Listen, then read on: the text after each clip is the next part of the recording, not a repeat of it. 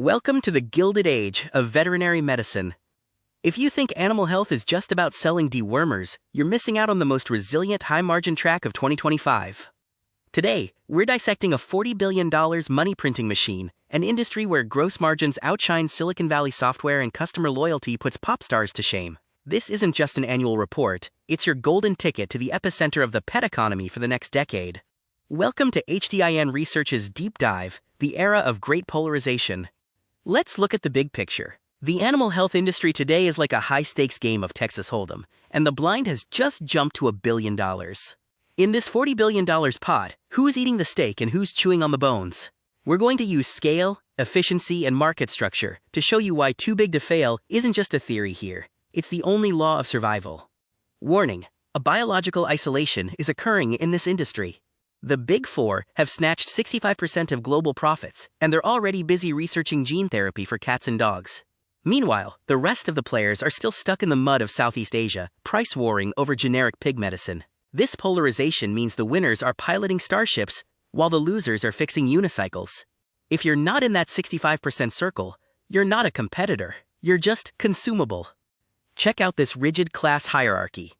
Zoetis's revenue is nearing $10 billion.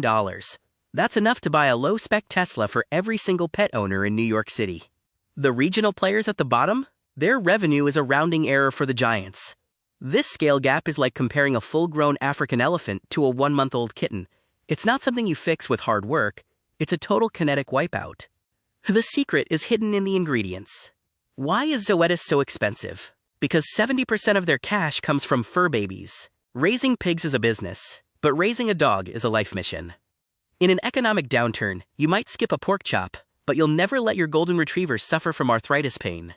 This is pet humanization, turning vet medicine into a must-have luxury. Here comes the cold truth. Commodity API prices are in a free fall. If your only trick is making generic antibiotics, your profit margin is looking like an ice cream cone in the Sahara, melting fast. 2026 will be the year of suffering for non-integrated players. In this race, being average is just a slow-motion suicide. Now let's talk about moats. In animal health, moats aren't built with concrete. They are built with patents and cold, hard efficiency. This section will show you why some people get to count money while they sleep. This is the most painful data point: revenue per head. A Zoetis employee generates $676,000 in output. Compare that to some regional players at just $132,000. That means one Zoetis staffer is worth 5 of yours. It's not because they're grinding harder, it's because they have the AI, the automation, and the high-value IP. It's the high-yield logic. If you're still relying on sheer headcount, you're a mover, not a drug maker. Welcome to the nuclear arms race of biopharma. Monoclonal antibodies, mAbs, are the lithography machines of the animal world. They're hard to develop, harder to copy, and incredibly expensive to fund.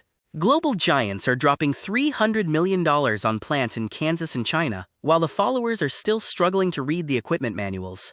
Once a pet is on these specialty shots, you've locked that owner into your ecosystem forever. Remember this: pets are family, not property. This psychological shift has allowed animal health to skip the agricultural cycle and enter the blue ocean of consumer healthcare. This is why even in a global recession, pet owners don't blink when paying for their family members' meds. If you don't grasp this underlying logic, you'll never understand why this industry enjoys 70% gross margins.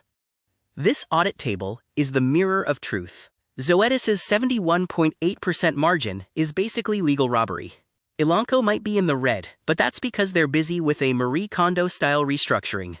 As for the players with R&D intensity at only 3%, they aren't doing research, they're just paying the lab's electricity bill. High voltage warning: the patent cliff is coming. From 2025 to 2028, multi-billion-dollar core product patents will expire. It's like a massive cake-cutting day, and generic sharks are already circling the shore. But don't celebrate just yet. The giants have already prepared their countermoves. This is the giant's anti-shark manual. You want to copy my drug? I'll just upgrade it to a 3-in-1 super formula. You want to make a cheap pill? I'll launch a long-acting injectable that lasts 6 months. This is lifecycle management, LCM. In plain English, I'm making sure you never even see my taillights. Finally, let's look at the future. How do APAC manufacturing powers break out? The roadmap for 2026 is already drawn. Guobang Pharma is the ballast stone of this industry.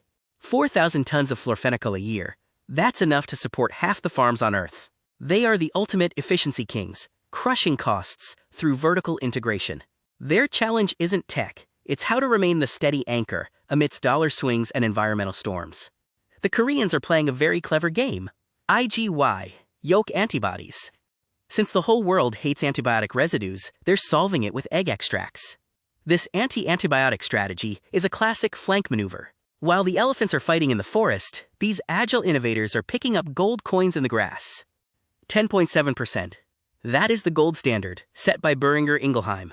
If your R&D doesn't hit this ratio, you have no business calling yourself an innovator. They focus on the transboundary diseases that can bankrupt entire farming sectors. This non-cyclical income is the ultimate safe haven. I've already finished the homework for you for 2026. Q1 deleverage, Q2 go AI, Q3 fix the supply chain, Q4 ESG audit.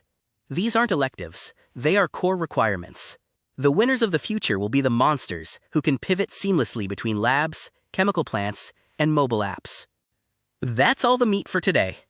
If you want this full-page presentation, or if you need a strategic consult tailored for your company, don't hesitate.